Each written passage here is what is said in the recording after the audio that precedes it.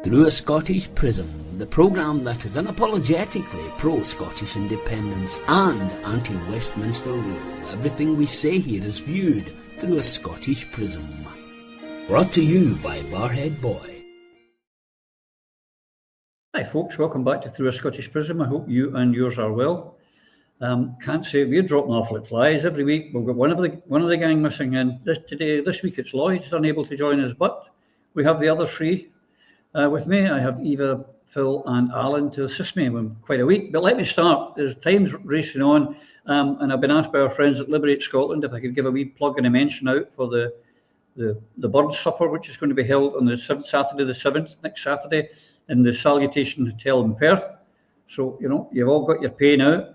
Get yourselves a ticket. You'll see run along the bottom there where you can get your tickets. Just apply for them and have a good night and help the cause. And also, folks, don't forget to hit the like and the subscribe button if you're not already a subscriber to the show. You know, the more people that subscribe to the show, and it costs you nothing, the better it is for the show, and the likes also help us. But anyway, it's been quite a week, folks, and it's great to have you back, Eva, and I hope you're feeling a lot better. Indeed, thank you. It's good to be back, and yes, I did miss you all. You were missed. Everyone missed you. Everyone always misses Eva. But I'd like to start with some interesting polling news this week, and that's quite simply that the Reform are trying to say that they're going to be the big one with their tax cuts and that they're going to be the next government. But the reality is slightly different. And here's the latest polling for Holyrood shows that the SNP indeed are still in front, but they're 14 points down, Eva, from where they were in 2021. We've got Reform there on 20%. We've got Labour on 15%. And the interesting part is the SNP are 34 in the constituency, 29 in the list, which means that they're going to win most of the constituency seats, and we've been on it so much. The list seats are so important, and if you're voting SNP 1-2, what you're going to do, folks, is you're going to help Reform because they're 20 and 20. And if any votes switch, if the SNP's votes are discarded as is likely, then that's going to allow the Reform in. And let's be honest, the Reform is just a retirement home for Tories, the extreme ones. Labour 15%. The Tories are down 12%, 10%. They're down 12%. The Liberal Democrats, my God, they've got a wee increase. God knows. And it seems that a lot of the SNP votes are going to the other British Unionist party, the Greens. So let's be careful. So interesting, but also a wee bit scary, Eva, these numbers. Absolutely terrifying, and it should be a wake-up call for every independence supporter in Scotland. This is what you call John Swinney's magic touch. He's replicating his performance from the first time around when Scotland and the SNP had to be rescued by Alex Salmond returning to take over the leadership. And by God, how he transformed that movement in those days. But so, all too sadly, we don't have Alec with us anymore. No. And therefore, it is increasingly more incumbent upon the rest of us to get together and take this movement forwards, reinvigorate the movement, because the people have a desire for independence and they have a desire for cogent, robust, powerful leadership, where you have leaders with courage and determination and vision. And unfortunately, that is sorely lacking in the leadership of the movement at this stage in the context of either elected politicians or wannabe MSPs. I mean, an example of this, and I hate to do this, but it's got to be pointed out, and you can't stress it too highly. The SNP are playing by Westminster's rules, and that was all too evident this week when you saw their broadcast with their ad trailer driving through Westminster, talking in terms of how there was 100 days to go until the Holyrood election, and by voting SNP, the people of Scotland, the electorate of Scotland, could bring Keir Starmer's premiership to an end. What utter nonsense. The people of Scotland, the electorate, deserve far better in terms of respect and honesty from politicians. You know, the fact of the matter is that the SNP, the Scottish Government, could call a de facto referendum tomorrow if they felt like it. Theoretically, there's an independent supporting majority sitting in Holyrood just now, and there has been since 2021. And over that period, all that has happened with the movement is it has continued to be fractured, and it will remain so while we hear the mantra about both votes SNP. Instead of that, it should be both votes independence. And you have the opportunity to do that with Liberate Scotland. But if you don't fancy voting for Liberate Scotland, then make damn sure that you vote for an independent supporter in the constituency and an independent supporter on the list. Don't waste your vote, because both votes the SNP will undoubtedly do that. The point of the exercise in May is to elect an independence majority.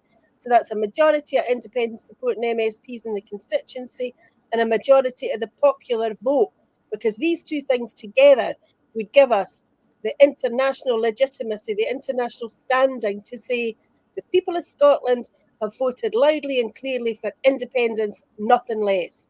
The alternative, if you waste your vote on both votes SNP, we all know it's going to be that Reform and other unionists are elected undoubtedly on the list, undoubtedly in huge numbers.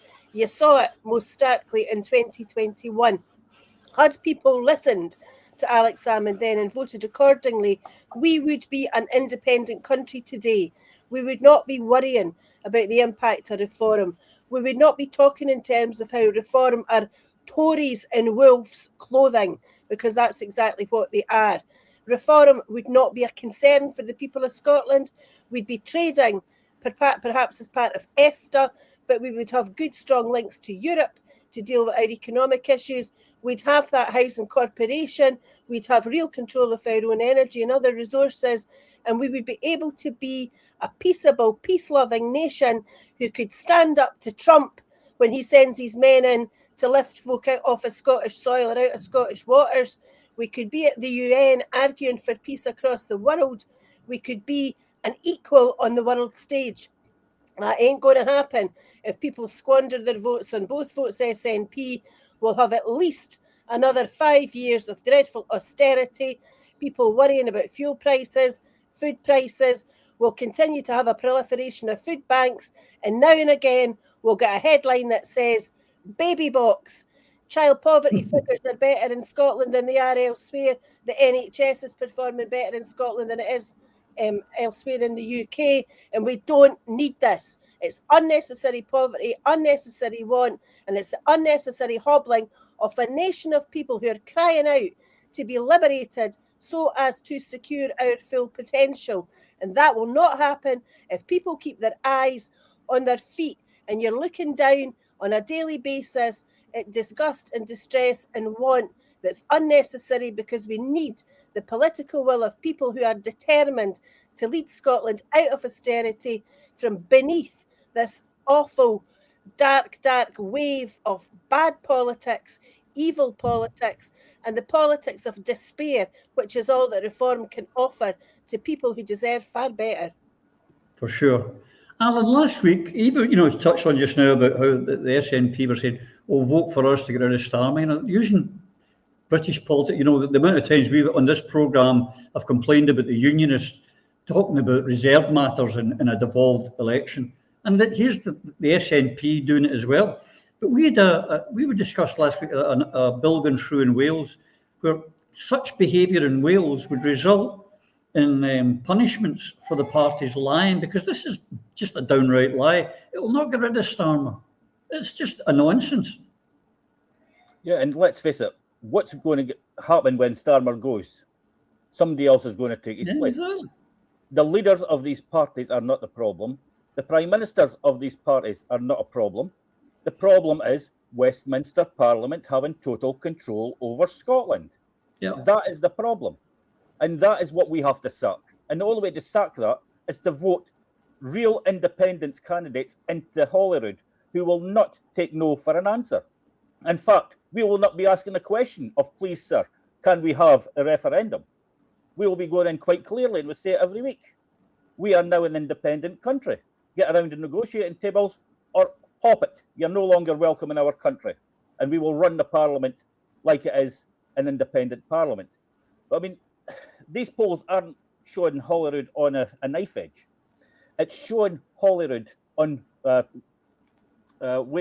limited time, because if reform gets in there, now they can't dissolve the Parliament from inside Holyrood, but what they will do is they will have more spads and more publicity, building themselves up for the 28th election, and possibly gaining, if not the government of Westminster, a coalition government in Westminster. And they will abolish the Holyrood Parliament. Now, after May this year, Holyrood is possibly going to be finished anyway, because if we get enough people in, we will be abolishing it and replacing it with a full independent Scottish Parliament, one with real powers to make real changes in this, for the lives of the Scottish people. But I mean, the SNP on paper look like they're winning, but politically they are bleeding dry. People are seeing through them time and time again. They know when they vote for the Robertson, Smiths, Brown, all the rest of them, they're not voting for independence. They're voting for the woke policies that have endangered the lives of women and children, put their dignity at risk, all for God knows what, because I just cannot get around my head why they've been pushing this policy unless someone has got a little black book with a lot of details on them, because it's the only way you could describe this. We need people to go into these elections and think closely of what their candidates truly believe in. Liberate Scotland has one policy and one policy only, and that is for the independence of our nation. These other people who say they are supporting independence are not. They have been in power for so long, and they could have delivered it by now. The Greens, I mean, they are not an independence party. They have already said it is not a red line for them, and they would do deals with unionist parties to be a member of the government. They're only looking for careers. So please, when you go into these elections, think very long and very hard. Do you want to liberate Scotland, or do you just want to have an SNP government going along with what they have been doing for the last 18 years? I don't. I want my country to be liberated.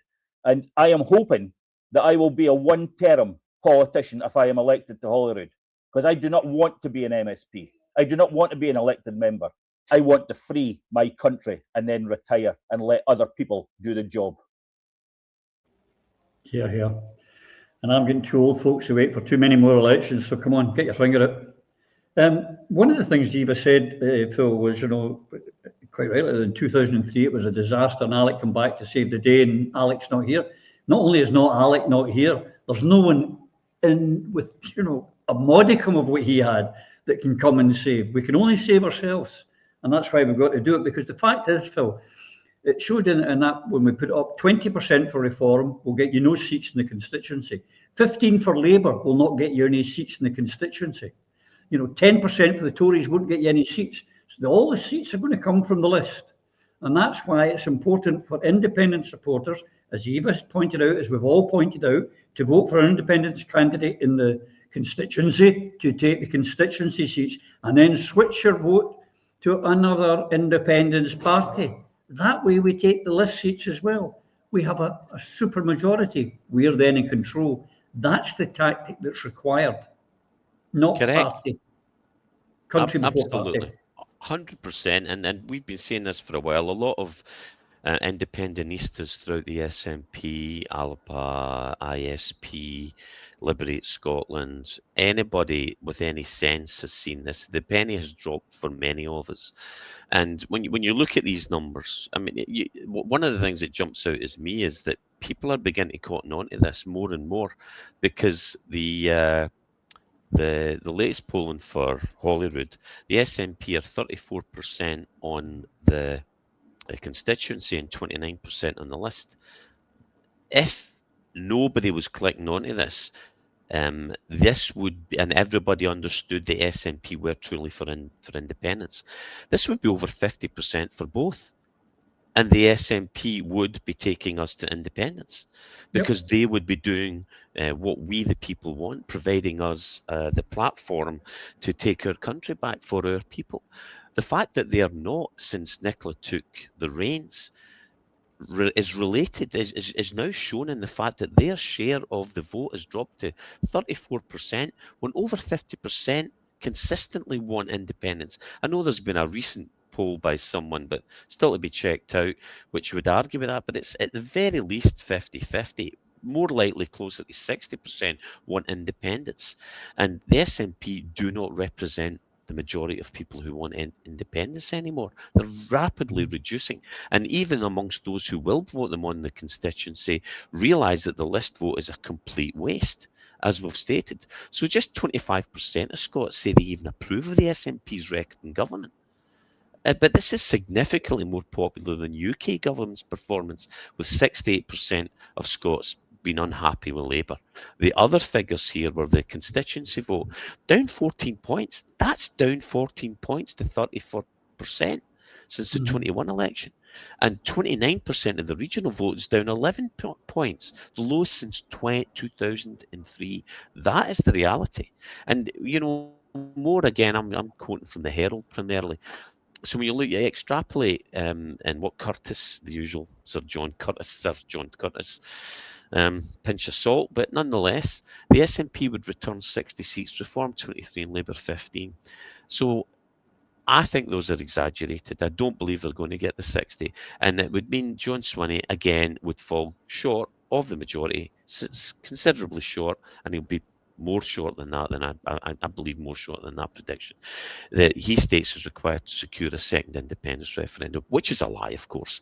Now, it will be less than that, and it's the reason it's less than that is because more and more people up to this election will realise that the SNP strategy of SNP 1 and 2 is idiotic and hands the baton of power in Holywood. It gives the unionist seats instead of other independentistas. It's selfish, ignorant, and self-defeating for the Scots people. This strategy is a betrayal of the people of Scotland who want independence. Eva's correct, Alan's correct, and the SNP are no longer an independent supporting party. Many of the members are. If you have a choice in the constituency, then perhaps if I had no choice in the constituency, maybe reluctantly I would tick the SNP box. But if you have a true independentista option on your consistency, like Julie McAnulty where I am in Coatbridge and Christen, or Eva and Alan here, then vote for them on the constituency vote and Liberate Scotland or ALAPA or any true independent supporting party on the list. An SNP vote on the list is wasted, and increasingly SNP on the constituency vote is wasted. I'm beginning to feel that, because they need to be demoted. SNP need to be demoted, the leadership and the whole party, to force a change in leadership, or we will continue to be, as Corporal Fraser states, doomed. The SNP leadership are captured. Make no mistake about it, folks. They're captured by the Brits and those under them who are in positions of power or authority, any of the MSPs, any of the MPs, do what they're told. They lack the spine and integrity to stand up to the flawed leadership, and instead continue to vote woke nonsense, which continues to divide and allow the Brits to rule the independence. They've destroyed the independence movement. They've discombobulated us. And note that the SNP continue to promote males to choose whether they get access to hard-fought for safe spaces for women and girls, as Alan and Eva have fought very hard against, and we all understand that this is a nonsense. So no, folks, we really need to wake up to the facts. This is another indicator that not only have the SNP sold us down the river, but we need to unify and force unification. It's the only way we're going to get our country back. Independence, nothing less. As you say, the lowest figure since 2003. And what happened in 2003? That's right, that was the last time Swinney was in charge. History repeating itself. But here's what's going on. But there is a unique, we've been talking about it, the union's never been as weak. That's what I find so frustrating, Eva. It's there for the taking. And it was highlighted actually by the Labour English nationalist leader of the Down FM in Wales, where she's been warning, and the Tories are complaining because she's telling the truth. The Welsh First Minister has been accused by the Tories of ushering in the breakup of the UK by demanding more devolved powers for her government. Imagine asking for anything extra. The Unionists don't like it, but for the first time that I can remember, in Scotland, the SNP are in the lead, like or not. In Northern Ireland, Sinn Féin, and in Wales, Plaid Cymru. In the three colonised parts of the United Kingdom Union, the independence movements are in front. The union is collapsing. It only needs a gentle shove. Unity is that gentle shove. Ida. This is what the independence supporting parties right round the UK understand, and it's what Alex Salmond said on the 5th of May 2011. He said then about the SNP carries your hope, and we shall carry it carefully. And that's exactly what he did, and it is exactly what the SNP is not presently doing. But any leader of an independence movement has to give people hope, real hope, not false hope. And it's false hope that we've currently got from the SNP, when the position that we're in just now, where independence is in the ascendancy and Westminster is at its weakest, that is when you strike. That is when the people require to be united and to stand up against the forces of imperialism, which in essence is what the union is. That's what Westminster is. We've spoken often before about colonialism, etc. But to take it to its logical conclusion, if any independence supporting or independence promoting leader or candidate or potential candidate says we need to have unity, unity doesn't mean both votes SNP. Unity means saying independence, nothing less. It is the one thing that unites us all. And instead of having that, what we've got for now is a selection of candidates for the SNP who would have you believe that a fully intact man, a rapist in a pair of skin-tight pink leggings, should be referred to as a woman. That is the stage to which we have been reduced. And these woke politicians ought to have no place within our politics and no place within our parliament. So think very carefully, people, about what it is you're voting for, and think through what it is that you're being offered by the SNP, and tell them, as the SNP rebels told them at the conference last year, that this election requires to be a de facto referendum. We're required to use our votes to vote for independence, and to do that you have unity in the context of, for example, the Yes United events that are happening in February and in March. I think there's one in February in Inverness. There's one in March in Glasgow, I think it is. We've got our Burn Supper next weekend. Yes, it'll be a nice social event, but the purpose of the exercise is to get together, to speak to candidates, to speak to supporters, to speak to activists, and to spread the message that we need a driven campaign where the electorate understand what it is they're voting for or not. And voting SNP, the SNP tell you will magically deliver independence. Well, let's look at the formula. Number 1 is vote SNP. Number 2, we don't know. Number 3, get independence. They've not joined up the dots. They've not provided the strategy. All they've done is said, vote for us and we'll deliver it. They've not told you how, because there's no secret plan. It doesn't exist. We were fooled by Nicola Sturgeon for donkey's years, but we should have known when she said 2015, a vote for the SNP wasn't a vote for independence. Well, a vote for the SNP in 2026 isn't a vote for independence either, in the absence of a united campaign where everybody's singing literally from the same hymn sheet. And the way to do that is to persuade the SNP round, either with a carrot or with a stick. And at the moment, the carrot is one independent supporting candidate in every constituency and a concerted effort on the list, and we will deliver independence with a de facto referendum. If the carrot doesn't work, that's where Alan and I come in, because we're the stick. And we will stand against the SNP, as we've already said, in an effort to create unity, to put pressure on the SNP to talk sensibly and robustly about how to deliver independence. And then we take on the Westminster establishment in conjunction with the Welsh and with the Irish, because there is nothing that Westminster fears more than when the independence supporting people of the United Kingdom get together and democratically demand that the rights of the people are recognised and that independence is firmly and squarely on the table. Indeed. This week, Alan, in Wales, the First Minister was warning her fellow Brits that the Union was in danger and that certainly Wales was going to fall to the nationalists. Meanwhile, of course, your man was talking about all something.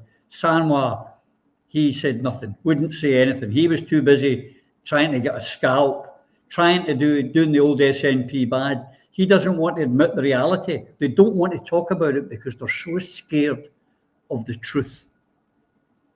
Yeah, I mean, what Labour are doing is admitting that for the first time since this colonised island was created, that the Union is nearly over. Yeah. Because not only Scotland, but Wales and Ireland are joining forces now. Now, remember, just before Christmas, this programme called for a Celtic convention. A week later, John Swinney called for a Celtic forum. We're still waiting for you to set that up, John. We're giving you the ideas. Please follow them through. Do what we are telling you to do. It's the only way forward. But the ironic thing is, even if every MP in Wales, every MP in Scotland, every MP in Ireland come to Westminster and voted to end this union, the English have more MPs and can still push it down. That is not democracy. That is colonisation. They're pretending that you have democracy because they put their own wee puppets into your areas. Well, no, I'm sorry. Those days are now over. We are not asking permission anymore. We are not even going down to Westminster. We are going to make it quite clear. If the people of our countries vote for independence of their countries, then the British Union is over. No ifs, no buts.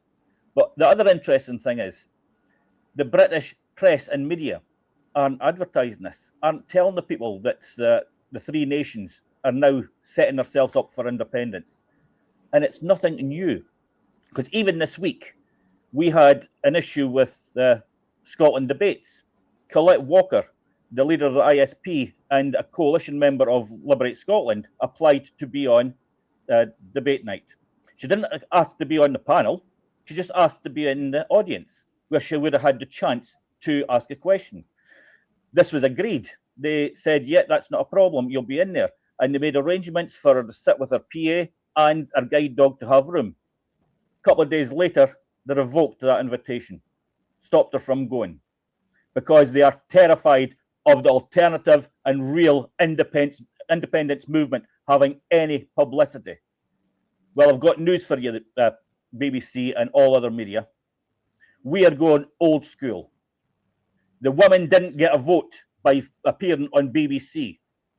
The trade union movement didn't come about because of the media. It come out despite them. It come out with people power. The people went to the streets. The people spoke to their family and friends to build a movement. The people were on doorsteps, knocking on people's doors, speaking to them, telling them what we were all about.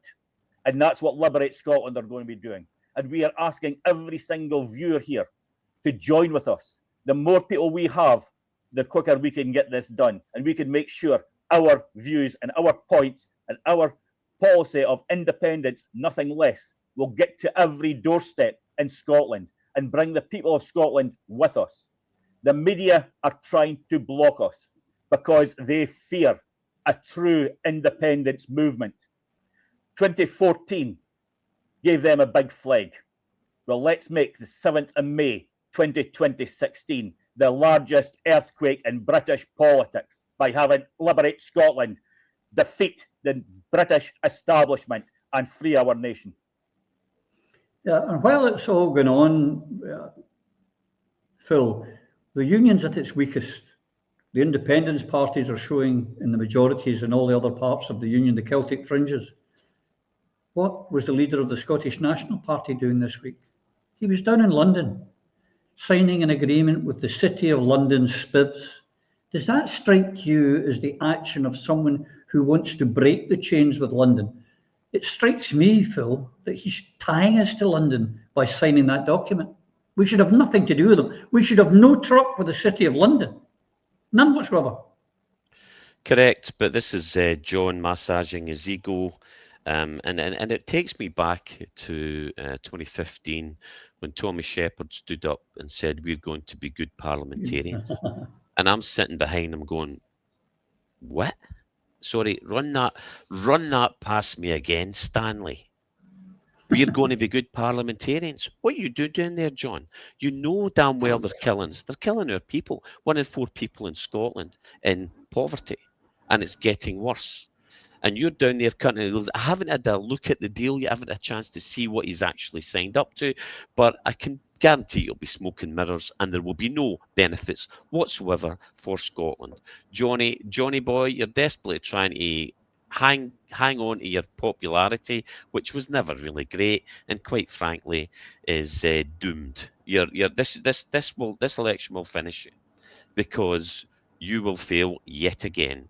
At least you're consistent, John. And don't be wrong, he can. I used to think, well, he's a nice guy. He's an experienced politician. He knows how to play the game. And that was the mistake I made when I went down to Westminster. I trusted these people. Little did I realise that they, our leaders, except Alec and a select few others under his leadership, were playing their game. We're playing the establishment's game. We're playing the Yoon's game. We're playing the game that kept you on the gravy train and did nothing to further the cause for independence. John continues to do that. And the big scary thing here, man, is when we were talking about earlier, all the unionist parties are going to go with SNP bad. Okay? The problem is, they've got a point. Since Alex handed the reins over, SNP are bad at the moment. So, but the SNP bad message is all about the anti-independence message, with the Yoons perpetrating the illusion that SNP actually want independence, but they're so shit that if you allow them to run it, it'll be even worse. But that is not what SNP leadership policy. What SNP leadership policy tells us is that they work for the Yoons, that they work for the retention of the status quo, that they are unionist devolutionists. So for the unionist parties and the union establishment, having SNP as their main opposition suits them because they do not pose a threat to independence. And that's what the people of Scotland need to waken up to. Under Alex Salmond, we did have a competent, capable, professional Scottish government and were focused on independence, whatever method we could, but not since Herr Sturgeon took the reins have we been properly focused on Indy. She and her cabal have betrayed us. We've articulated this many times. We've laid out how she's done it, why she's done it, blackmailed, bought off. Labour are on a sugary peg now. But going back to Labour, Starmer is a disaster, a lackey of the so-called elites, including Israel, and a supporter of the ongoing genocide in Gaza. So to hell with him. And Anis Sarwar's read my lips lie, no austerity and under a Labour government, my arse, has also come home to roost. We just need to look at our streets. That's the thing. That's what they fail to understand. We're no stupid. We need to look at our streets and our communities. We know it's getting worse. We look at the drug deaths, look at the poverty, and we know that Labour have again failed the people of this disunited United Kingdom, supposedly. So the problem, though, for me is reform. John, your traitorous behaviour will allow reform in a foothold in Scotland. You're continuing to fail to unify the independence movement. Reform is a contradiction. It's the Tory party on steroids. Oh, absolutely. And in serious bother. Yep, there you go. There's just some. But what I'd like to ask you at the moment as well, something else, Phil, is that the people that John signed that agreement with down in the City of London SPIVs, they were the same people who, when oil was discovered in Scotland, closed the stock exchanges in Glasgow and Edinburgh because they didn't want any of the wealth or the benefits coming. They were the same people who insisted to Thatcher to remove the Brit oil from Bothwell Street in Glasgow, move the headquarters, sell it and give it to BP down in London. These are the same people he's signing an agreement with. That is the disgusting. They have already stabbed us, and he's gone, yeah, I'll die. Yeah, because it's a big show. It's an illusion, and I this really hits home hard with me because I was, as you know, contracts and commercial manager for both BP and Shell and Statoil and Qatar Petroleum for many a year, and the realization for me, what dawned on me when I was at Shell headquarters in Aberdeen and BP headquarters, it's for Scotland anyway, in Dice, and I looked at where the money was going. When I got to the top floor at Shell on a project, you don't as a consultant, you don't normally get that. Only then do you see the true money, the true value, and how much money it makes. And it very, very quickly dawned on me that all this revenue was either going to pay shareholder dividend at the corporations, or it was going to the Treasury. And I could go back home to my family in Coatbridge, and I saw things continue to deteriorate. And the message that my dad, who was not a politician, who was a common sense, hard-working, honest man, said, if you want to, you're going to think about this politics, Phil, look out your window, look at your town. What are your streets like? What's your education like? How your kids getting taught? How are you getting looked after when the sick and vulnerable go to hospital? What are the prospects for your kids? What are the shops? What jobs are out there? What's the standard of living like? Can people afford to go on holiday? Can people go out and afford to enjoy life? And these are the metrics you need to check back on every time. Now, I learned that as a very inexperienced new politician. Why John Swinney, 40 years after he took up this baton to supposedly represent the people of Scotland, why is he down there cutting deals with the devil? You never deal with the man in black, and that's what he's doing. So, John, if ever people wanted to understand why this guy's a traitor, John, you sold us out. To hell with you as well. Yeah. Here's the other thing, Eva. Not only was he signing a deal with the City of London Spivs, here's another one. He's down begging UK warships. He's asking Healy, the Defence Minister, the English Defence Minister, to send warships to protect our waters. Instead of saying, we're going independent, we'll protect our own waters. We'll build our own ships in the Clyde and in the Forth to defend our oil rigs, to defend our fishermen. We will defend ourselves. He's begging our coloniser to come and look after us. What kind of independence leader is that? Exactly. Phil was spot on as usual when he referred there to SNP bad, because unfortunately, in many respects, it is SNP bad, and they make it so very easy for the unionists to turn it into an argument that is, as Phil said, anti-independence rather than looking at the big picture. And, to slightly go off on a tangent, as you know perfectly well, I love to do, and you hate me doing, Roddy. I often think about where would we be if we had Scottish independence leaders who thought out of the box, who did use their imagination, who were in touch with people, as Phil clearly was, and obviously so was his dad, and looked at the ordinary values of the ordinary people of Scotland. We say it often, we're all Jock Tamson's bairns. Well, we are all Jock Tamson's bairns.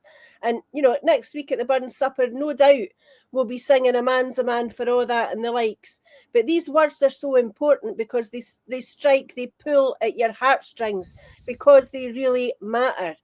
It matters that people are treated with dignity. It matters that people care about each other. It matters that we have a society that pulls together. It matters that we have community.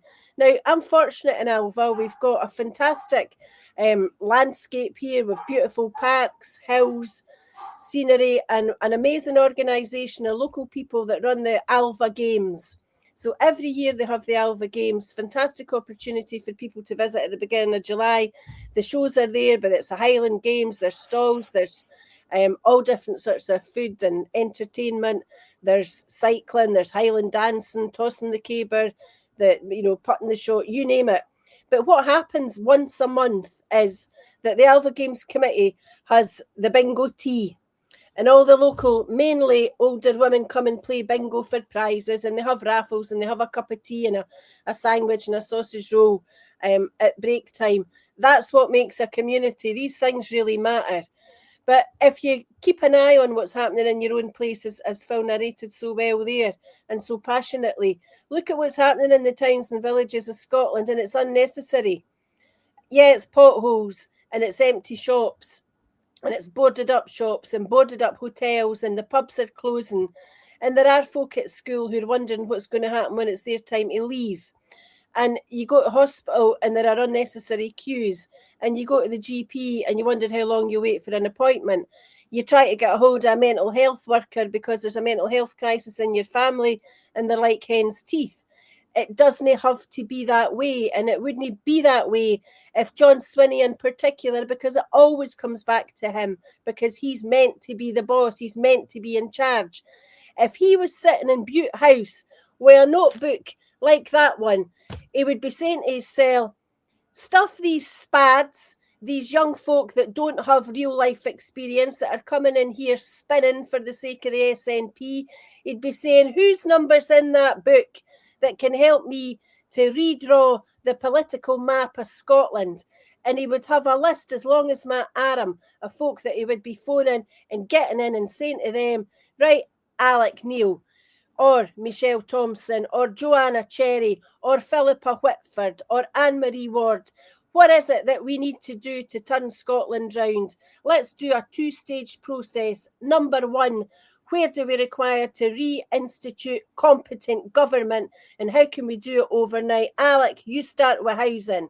Anne-Marie, what would you do with drugs? And go round all the people with experience, knowledge, understanding and skills, expertise, and get Scotland working again. Show people it doesn't have to be SNP bad. Show people what independence can do.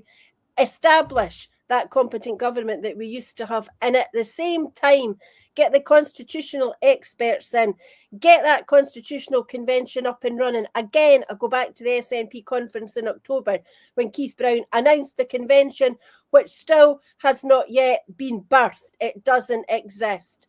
If there are talks going on, they're happening behind closed doors, and they're not with the people in the independence movement that should be part of that convention. So John Swinney needs to get the finger out, because if he did, look at the prize that's ahead for him.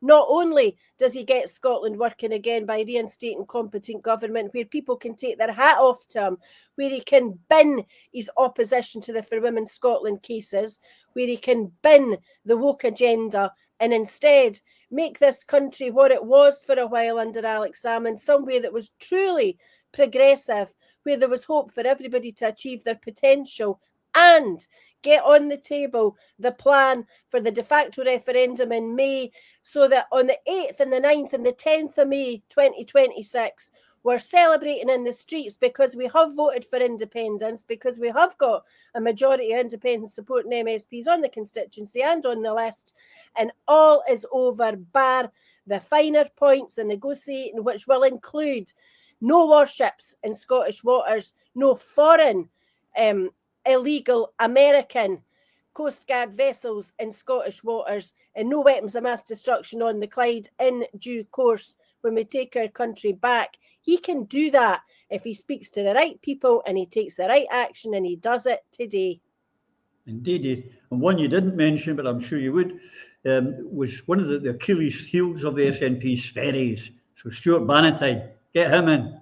He'll tell them how to build ferries, catamarans, and at a fraction of the cost and reliable.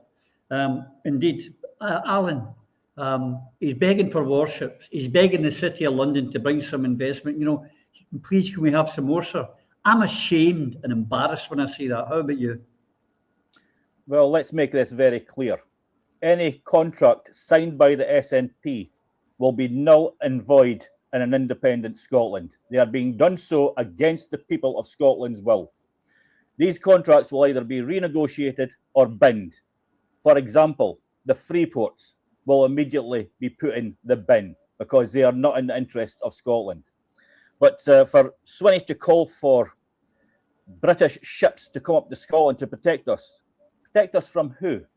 Because they didn't protect us from America. when they committed an act of piracy in our waters and who come in here and abducted 2 individuals who were under the protection of Scottish courts. Where was our protection from the Westminster Parliament then? Very quiet, because they went under English law. Scottish law is sacrosanct. It is written into the 1707 treaty that cannot be touched by Westminster, yet it is continuously ignored. They've even put a court above our Court of Session. The highest court in Scotland is now superseded by the English Supreme Court. That is an immediate breach of the Treaty of Union. Yet we still sit on our hands, or the SNP sit on their hands, and do nothing, and beg the Westminster Colonial Parliament for assistance. It is their fault we are in this condition, and it will always be their fault. We have to stand up for ourselves. We are capable of looking after ourselves. I mean, like I said, when you have Trump that has got ICE, and Farage, who is talking about bringing an ICE-type force to our streets if he is elected as Prime Minister. Well, I'll tell you, Mr. Farage, bring them to my scheme, Mid-Craigie and Dundee. Let's see how quickly we melt them, because we will not back down to any bully or any fascist, regardless of who they are, because that is what that type of regime is. We will stand strong in union with our communities, not with Westminster. So it's time to get these people out to vote, the communities who really, really need the independence. Because only with independence can we deal with the real problems that are facing this nation, of our health service, of poverty, of drug abuse, everything that people say is their priority for this election can only be done in an independent Scotland where we have full control of all our money. And we are not spending billions of pounds in foreign lands funding wars that have nothing to do with us. We are a peaceful nation, and we should be respected for being a peaceful nation. And that money that's going on bombs should be spent on our bairns to make sure they have a future in an independent Scotland. Yeah. Phil, Alan's touched on it, and it was going to be bringing it in now anyway, which was how the SNP and the Scottish governments were in the dark because the captain and the first mate of the pirated tanker, there was in the Court of Session, it was deemed that they were to be staying in Scotland, protected by the courts, but with talks between London and Washington, they absconded, kidnapped, as they did with Maduro. They kidnapped this captain and took them to America to face charges. Only the justice, the lack of justice there is in the USA. But it showed disrespect for the Scottish sovereignty, Scottish courts. But they say we're not a colony. Was anything more to amplify that we're a colony than that action? No, it's clear. We've covered it many times, and it should be. I mean, you don't deserve respect. Scotland does not deserve respect because it has not stood up properly yet. I believe we did so, and we did win in 2014 for reasons that I believe will come clear in future. However, if you're not standing up and fighting to put your own house in order, why should you get respect? If you're willing to take the crumbs from the table, if you're willing to take the insults and the poverty being imposed on you and your neighbour's will put on you without so much as a bleating, a murmur, just bleat on, there's a bit of this that really, I mean, no Pazaran, Alan, well said. There sadly already is blood on the streets, our blood. And that needs to change. We need to fight to put our own house in order first.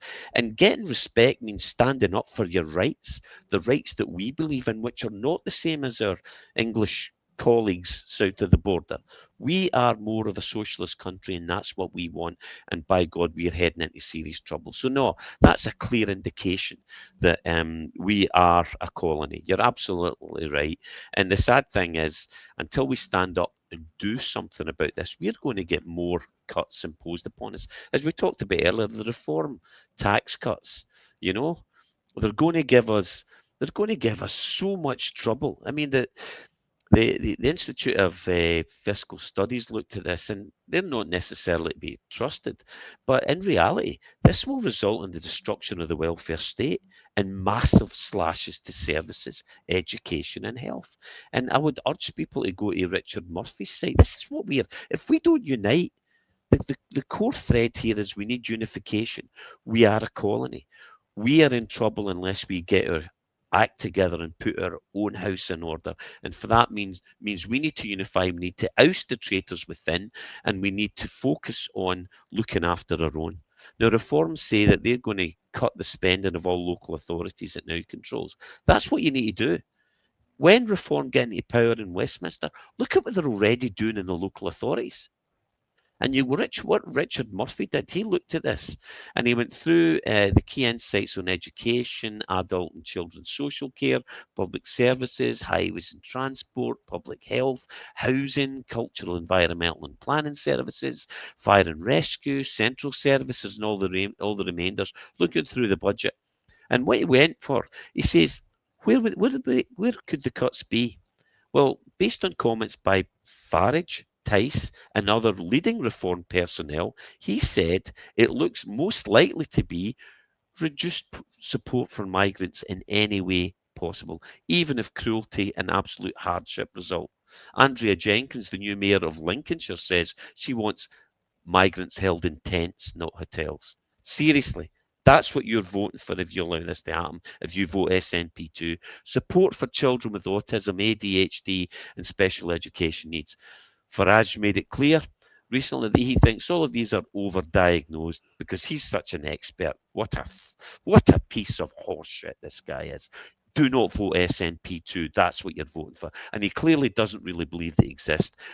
There will be sweeping cuts to support for children with autism and special needs. Likewise, there will be plans for sweeping reductions in adult social care. Mental health, gone. Forget it.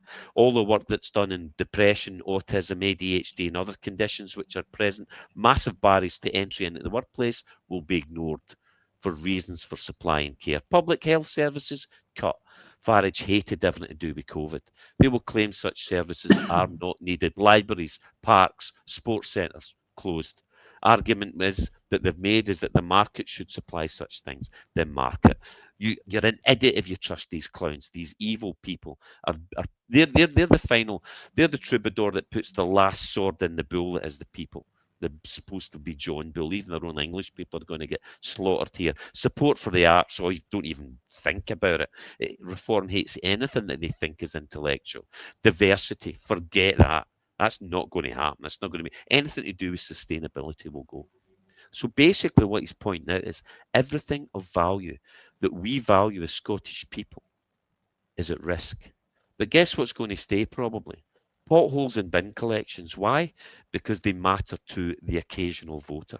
Reform will do what Trump is seeking to achieve in the USA. Look at how Farage is mimicking Trump, how he's standing up for him, how he's trying to justify the evil that's currently going on that Alan mentioned about ICE. They will seek to destroy the organisations over which they have secured power. That's what anti-democrats desire. That's talking on reform, which didn't start out, but we've ended up there, thanks, Phil. Eva. But it's a retirement home for the Tories. I mean, there's 28 now ex-Tory MPs from the last Parliament, either sitting or ousted, who are now in the reform. Now, since 1955, Scotland's rejected Tories. Ladies and gentlemen, reform, this is the extreme Tories. Look at them. Zawawi, the guy, remember the one he claimed for heating his stables? That one. Braverman, who's a first-generation immigrant or second-generation German, she wants to pull up the bridge for the people coming after her. All these absolute right-wing nutcases. That's what reform's about. And even the IFS have looked at their tax cuts, Eva, and said only the rich will benefit from them. And as Phil's alluded to, the services will be cut even further. It's quite scary. Reform is a scary Tory. I think people have to realise just how scary they are, and the frightening prospect is that they will succeed if we stick to this both votes SNP mantra. A case in point, actually, in terms of the reform surge, is to look at the results from the Bearsden South by-election the other day, Yeah. because the turnout was 40-odd%. But you'll see there, although it was won by a Liberal Democrat, what's very important from a Holyrood context for the list vote is, look at the figures for the SNP, Reform and Labour. There's barely a pick between them. SNP drop 6% down to 17%, but Reform arrive. The new kids on the block and they're already at 15.5%. That gets Reform list seats in Holyrood. That gets them a sizable number. It certainly gives them a presence. It gives them a platform. It gives them the ability to be heard and to be seen, and it gives them the potential to grow, unfortunately, the size of their party, their popularity, and the extent of their influence upon the Scottish political scene. And given the people that they knock about with, Reform are one of the worst experiences that Scottish to come to Scottish politics in recent years. They need not to have a place here.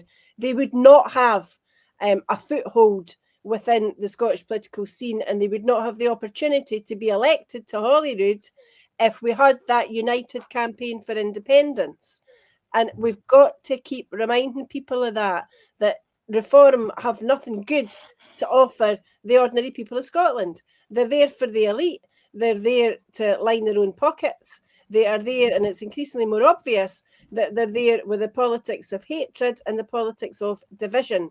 And regardless of where you stand in respect of, for example, immigration, or whether to chummy up with Trump or otherwise, and regardless of where you stand relative to Ukraine or Russia or Palestine, Gaza, Israel, whatever it is, if you support independence, you have got to support a united campaign, because in the absence of that, you're not letting Reform in by the back door on the list. You might as well open the front door and welcome them in with open arms, because that is where we're heading.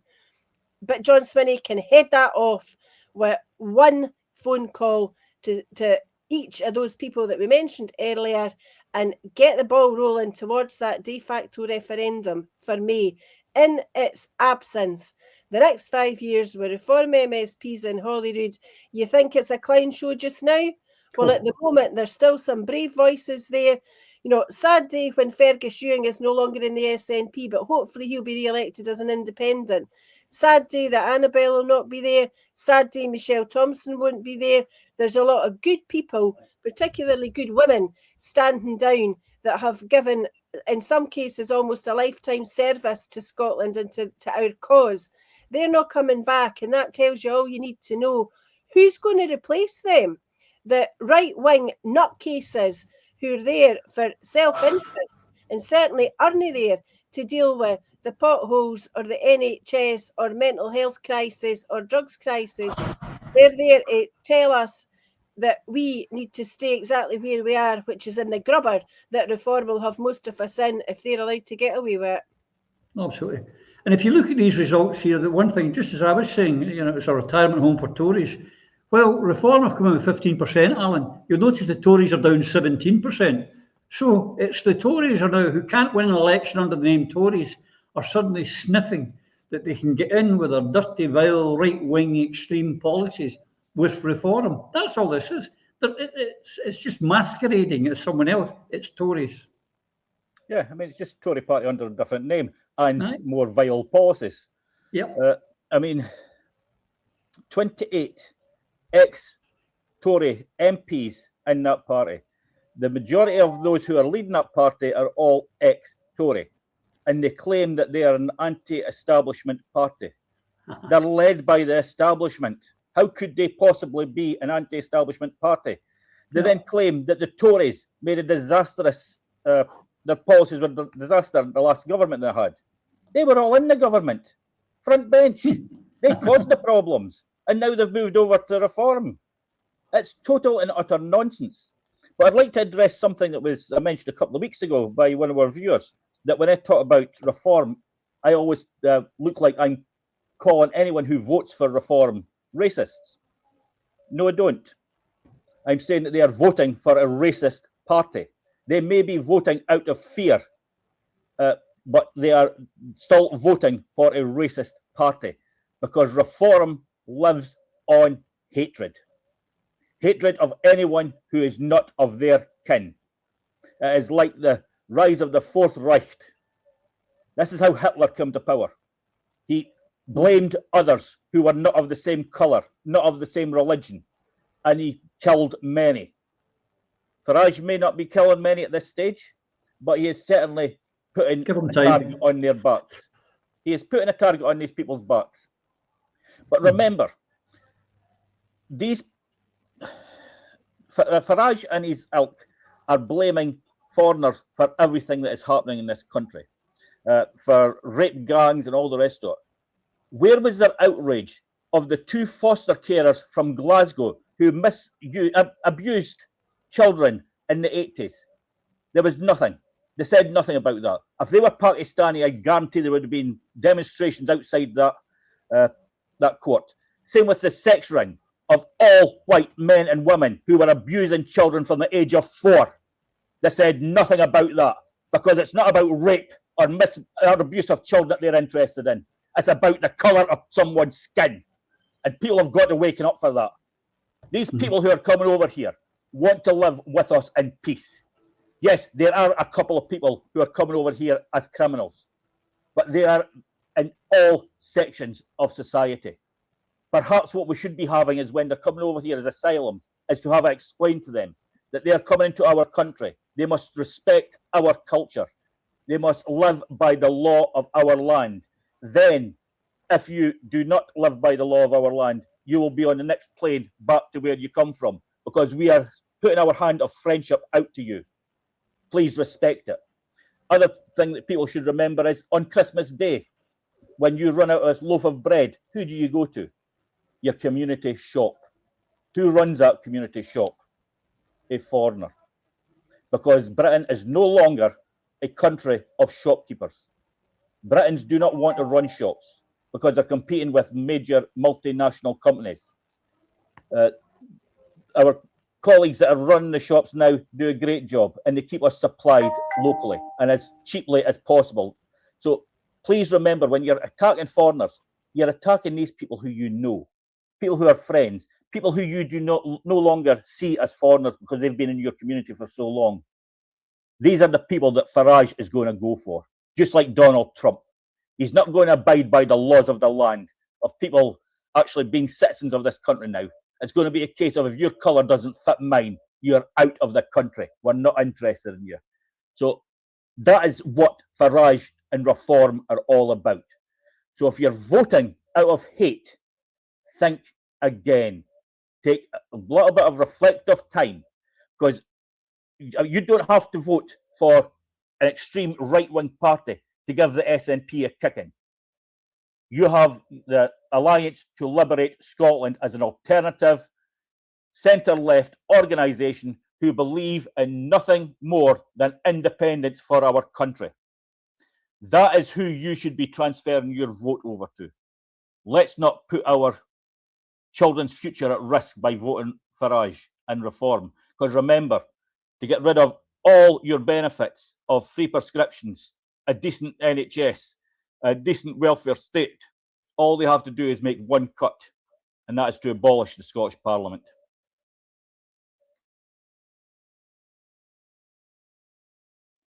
You're on mute, Roddy. Oh, myself a quid.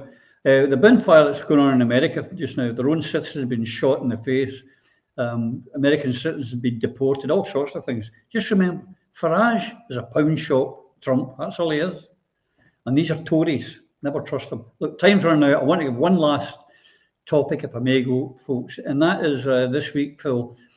Craig Murray was successful in the Court of Session to get a review of the Palestine Action case, to show that this was enforced illegally upon Scotland. This will be a test of whether our courts, our justice system is truly independent, or if it will just be ignored by England and the English politicians. But it's an important step, and it's something we should all be keeping an eye upon. Yes, and huge plaudits to Craig Murray and Joanna Cherry for fighting this fight. As reported in the National, the case to overturn the prosecution the proscription of Palestine Action has secured a significant victory in the Scottish Court of Session.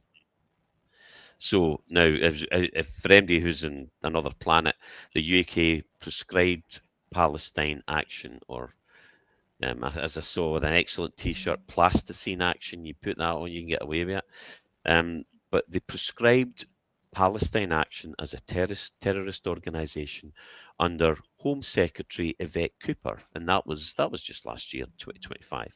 Now, prescribing, which is rendering them illegal, and any supporter then open to prosecution, to prescribing a protest group under terror legislation in this fashion was unprecedented, and in my view, downright evil.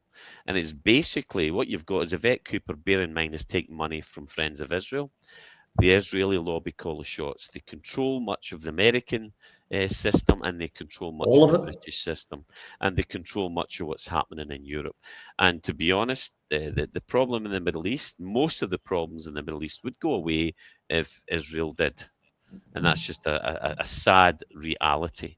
So the judicial review, we will see if the court agrees to a judicial review, which it has, and subsequently declares the prescription of Palestine Action unlawful, it will cease to apply in Scotland. That, to me, is significant. This is a test not just of the will of the people of Scotland, but of the jurisdiction of Scots law.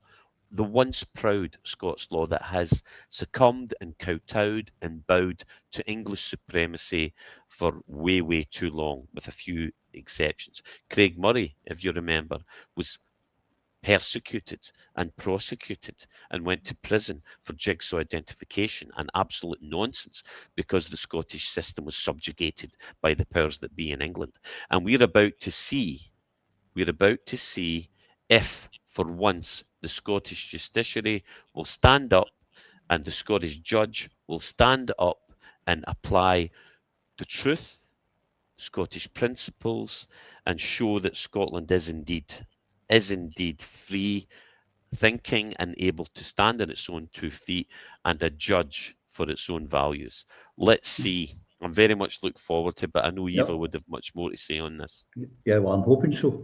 Eva, just let's assume that it goes to the judicial review, and the judicial review says, no, it's illegal in Scotland. The Palestine Action is a legal organisation, not a terrorist group.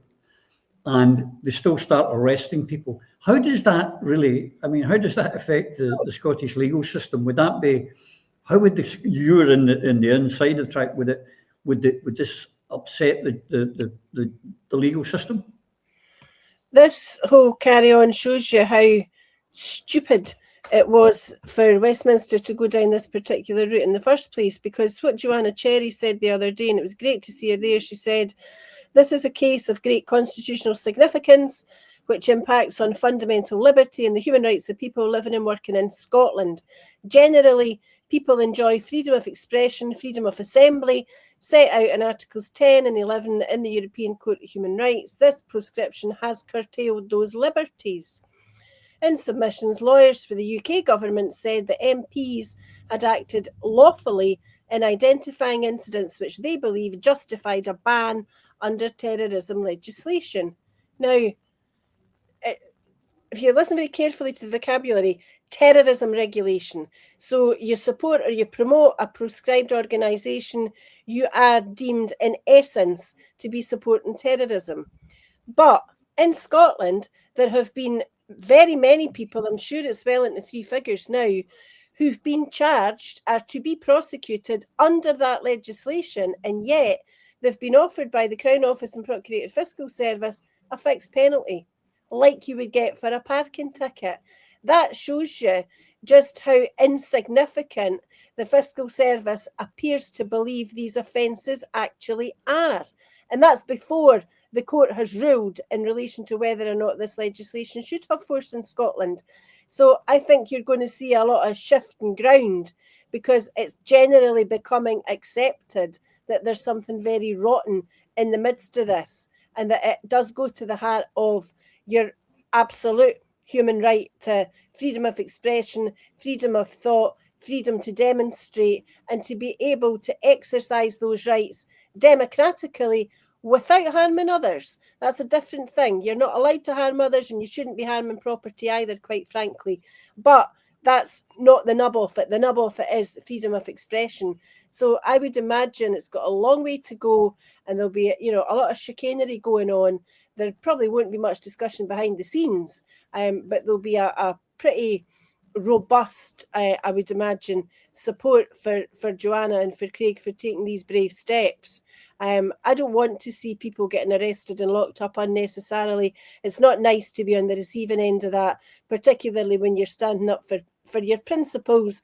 Whether we agree with them or not, we'll defend people's rights to have free speech, and long may that continue to be the position in Scotland.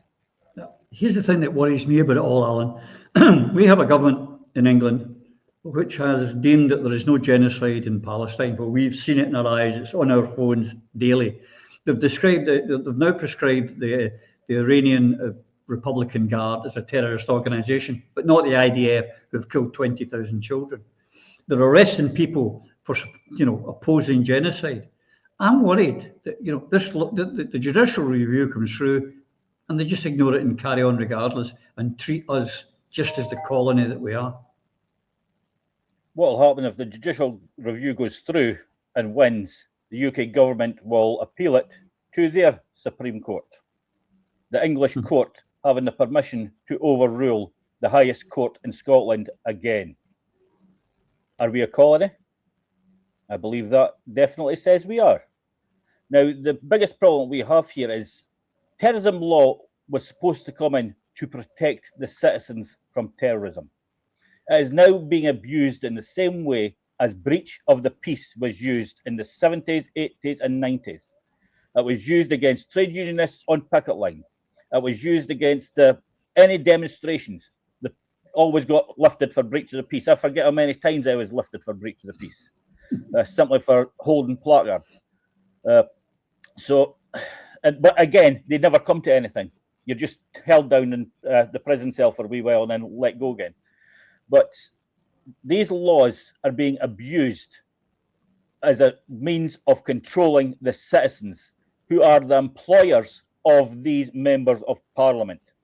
Now, I'll say to these members of parliament who voted to criminalise Palestine action, show us your evidence. If you are convinced that these are terrorist organisations, publish the evidence you base that judgment on. And I don't believe you've got to the bottle to do it, because you did not see any evidence. You did as you were told by the civil service, who were frightened of a nation being educated and a nation answering back that they do not support genocide, because our forefathers died fighting against genocide. We do not accept that from any government, and we certainly do not support our government supporting those actions financially with our money either. Thanks for that. Anyway, ladies and gentlemen, thank you very much for your contributions today. Ladies and gentlemen, I hope you've enjoyed this. And then we'll look forward to seeing you soon. Now remember, the tickets for the Burn Supper are still available. The wee QR code up there on the top, you want to throw a few pennies towards our organisation and help us to free our country. Be thankfully received and faithfully applied. Until we see you and yours, take care. Through a Scottish Prism, the programme that is unapologetically pro-Scottish independence and anti-Westminster rule. Everything we say here is viewed through a Scottish prism. Brought to you by Barhead Boy.